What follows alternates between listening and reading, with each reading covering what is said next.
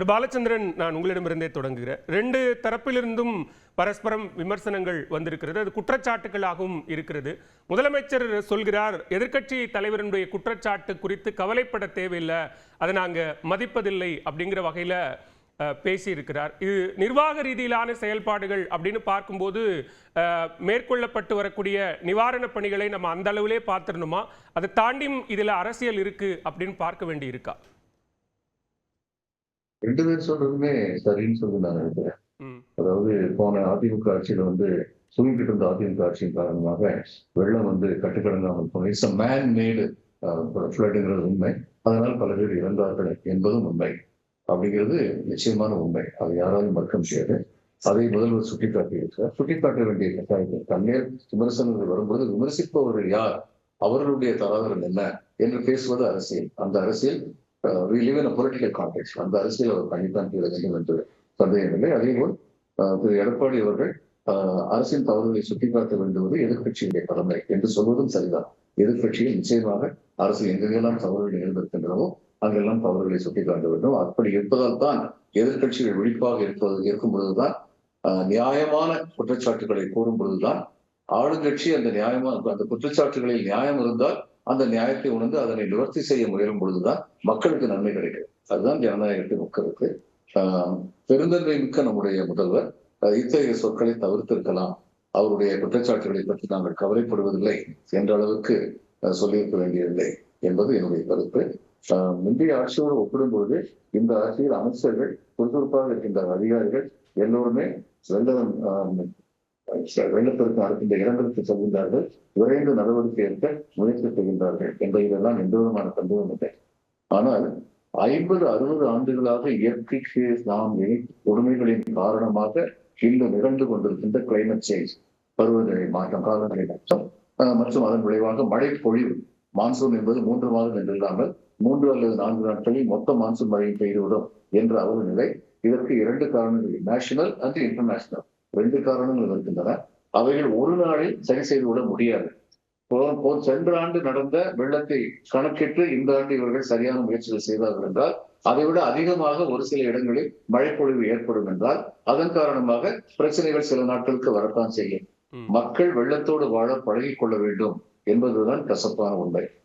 இதுதான் என்னுடைய முதல் கருத்து. இல்ல, நீங்க சொல்ற மாதிரி பருவநிலை மாற்றம் இருக்கு, மக்கள் அதை அக்செப்ட் பண்ணிக்கணும் அப்படிங்கிறதுலாம் உண்மைதான். ஆனா அதே நேரத்தில் மக்கள் குறித்த கவலையைத்தான் நாங்கள் வெளிப்படுத்துகிறோம். எதிர்க்கட்சி மக்களுக்கு இப்படியெல்லாம் பாதிப்பு ஏற்படுது, சென்னையில மழைநீர் வடிகால் பணிகள் எல்லாம் நடைபெற்று விட்டது அப்படின்னு ஒரு வெற்று விளம்பரத்தை திமுக அரசு செய்தது அப்படின்னு சொல்றாரு. இன்றைக்கு விழுப்புரத்தில் பேசும்போது விவசாயிகள் பெருமளவில் பாதிக்கப்பட்டிருக்காங்க, உடனே பயிர் சேதங்களை எல்லாம் கணக்கிட்டு விவசாயிகளுக்கு நிவாரணத்தை அறிவிக்க வேண்டும் அப்படிங்கிற ஒரு குரலை கொடுக்கிறார். அப்போ ரியாலிட்டியை பேசலையா அப்படிங்கிற ஒரு கேள்வியும் வருது இல்லையா?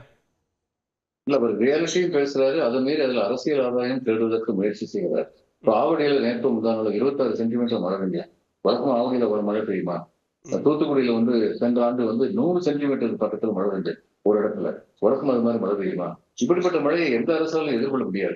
அப்படிப்பட்ட இயற்கை பேரிடர் என்று வரும்பொழுது அரசுடன் ஒத்துழைப்பது, ஆளுங்கட்சியும் எதிர்கட்சியும் ஒன்றிணைந்து இத்தகைய இயற்கை பேரிடர்களை சந்திப்பது என்பது மக்கள் நலனுக்கு உகந்ததாக இருக்கும். அப்படிப்பட்ட ஒரு சூழ்நிலை தமிழகத்தில் இல்லை என்பது உண்மை. தொடர்ந்து பேசலாம். முதற்கட்ட கருத்தை எடுத்துக்கிறேன் திரு பாலச்சந்திரன், திரு ஜவஹர் அலி. இங்க முதலமைச்சர் நிறைய குற்றச்சாட்டுக்களை வைத்திருக்கிறாங்க. மிக குறிப்பாக கடந்த காலங்களை குறிப்பிட்டு தூங்கி வழிந்த நிர்வாகத்தால், மனித தவறுகளால் சென்னை மக்கள் தூக்கம் தொலைத்த இரவுகள் தான் அதிமுக ஆட்சி காலம் அப்படின்னு சொல்றாரு. அதற்கு எதிர்க்கட்சி தலைவரும் எதிர்வினை ஆற்றி இருக்கிறார். ஆனா ஓர் இரவுல இயல்பு நிலைக்கு திரும்பி விடக்கூடிய ஆட்சி காலமா திராவிட மாடல் ஆட்சி இருக்குங்கிறதையும் சேர்த்தே சொல்றாரு. எப்படி பார்க்க? ஒரு எதிர்கட்சி தலைவராக இந்த மக்களுடைய பிரச்சனை, இந்த அவல ஆட்சியை, இந்த விடியாத அரசாங்கம் செய்யக்கூடிய தவறுகளை எல்லாம் எங்களுடைய பொதுச் செயலாளர் எதிர்கட்சி தலைவர் எடப்பாடியார் சுட்டி காட்டுறார். சுட்டி காட்டும் போது ஆக்கப்பூர்வமான முதலமைச்சராக எப்படி பதில் சொல்லணும்? நீங்கள் ஒரு கருத்துக்களை சொல்கிறது என்ன? முதலமைச்சர் எதிர்கட்சி தலைவருக்கெல்லாம் பதில் சொல்ல தேவையில்லை, அந்த அவர் பேச்சுக்கெல்லாம் மதிப்பு கொடுக்கலன்னா ஆணவமா, திமிரா? இது மக்களால் தேர்ந்தெடுக்கப்பட்ட அரசு, இது உங்கள் மன்னர் ஆட்சி அல்ல. அதையெல்லாம் புரிஞ்சிக்கிறாம நீங்கள் அவ்வளவு திமிராக பேசக்கூடிய வார்த்தைகள், எவ்வளவு தடித்த வார்த்தைகள், இதெல்லாம் இதெல்லாம் இந்த தமிழ்நாட்டுக்கு கிடைத்த சாபக்கேடாகத்தான் பார்க்க முடியும். இல்ல, எங்க வேலையை நாங்க செய்றோம். இதுல வந்து எதிர்க்கட்சி தலைவருடைய விமர்சனங்களை, குற்றச்சாட்டுக்களை நாள்தோறும் கேட்டுக்கொண்டு அதன் அடிப்படையில இயங்க வேண்டிய தேவை. எங்க வேலை செய்றீங்க? வேலை செஞ்சீங்கன்னா இந்த தமிழகத்துல இவ்வளவு அவல ஆட்சி நடந்திருக்காத, கள்ளச்சாராய மரணங்கள் நடந்திருக்காத, லாக்அப் டெத் நடந்திருக்காத, சட்டம் ஒழுங்கு சீரழிஞ்சிருக்காத, மழை வெள்ளத்தால் இவ்வளவு பாதிப்பு ஏற்பட்டிருக்காத. நான் என்ன சொல்றேன், இவரு அதிமுக ஆட்சி காலத்துல பல்வேறு புயல்கள், வெள்ளம், ஒக்கி புயல், கஜா புயல், தானே புயல், வர்தா புயல், பல்வேறு புயல்கள், வெள்ளம், இதெல்லாம் சாதிச்சு எந்த பிரச்சனையும் இல்லாம மக்களை பாதுகாத்த ஆட்சி இது. அன்றைக்கு அம்மா ஆட்சி காலம் வர்றதுக்கு முன்பாக நான் குறுக்கில்ல, எந்த இயற்கை பேரிடர்களாக இருந்தாலும் பாதிப்பு அப்படின்ற ஒண்ணு ஏற்பட்டுச்சா இல்லையா? நம்ம விரைவா நடவடிக்கை எடுத்து மீண்டு வரோம் அல்லது மீட்பு நடவடிக்கைகள் எடுக்கிறோம் அப்படிங்கிறது வேற. ஆனா பாதிப்பு என்ற ஒன்று இயற்கை பேரிடர்களால் பாதிப்பு என்பது உண்மையிலே இயற்கை பேரிடர்களால் ஏற்படும் போது 6 லட்சம் மரங்கள் சாஞ்சது, 50,000 மின்கம்பங்கள்லாம் சாஞ்சது, அதெல்லாம் பாதிப்பு சரி செய்தோம் குறிப்பிட்ட காலத்துக்குள்ள.